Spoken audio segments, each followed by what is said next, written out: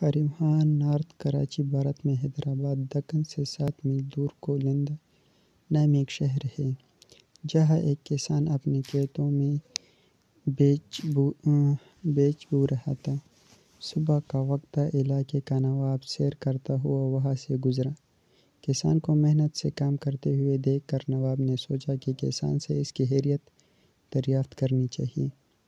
وہ گھوڑے سے اترا اور کھیت کے کنارے پہنچ کر کسان سے پوچھا، کیوں بھائی، کھیتی باڑی میں تم اس قدر محنت کرتے ہو، کتنا کچھ کما لیتے ہو، کچھ فائدہ بھی ہوتا ہے یا نہیں؟ کسان نے سر اٹھایا اور نواب سے کہا، فائدہ کیا جناب، فصل کٹنے کے بعد اس کے 4 حصے کر دیتے ہوں۔ نواب نے پھر پوچھا، اچھا تو ان 4 حصوں کو خرچ کیسے کرتے ہو؟ کسان نے جواب دیا، ایک حصہ تو حکومت کے ٹیکس میں چلا جاتا ہے، دوسرا حصہ قرض چکانے میں ختم ہو جاتا ہے، تیسرا حصہ ادھار دیتا ہوں اور باقی چوتھا حصہ یوں ہی لوٹا دیتا ہوں۔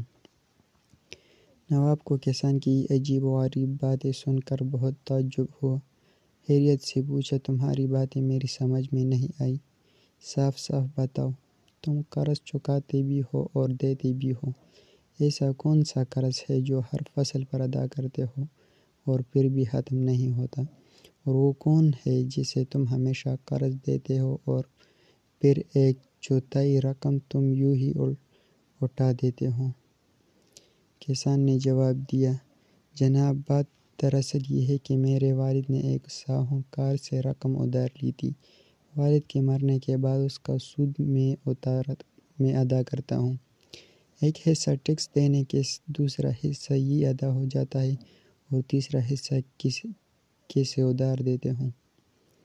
نواب نے پوچھا۔ کسان نے کہا، یہ میں اپنے 2 لڑکوں پر خرچ کرتا ہوں تاکہ بڑھاپے میں وہ مجھ پر خرچ کرے۔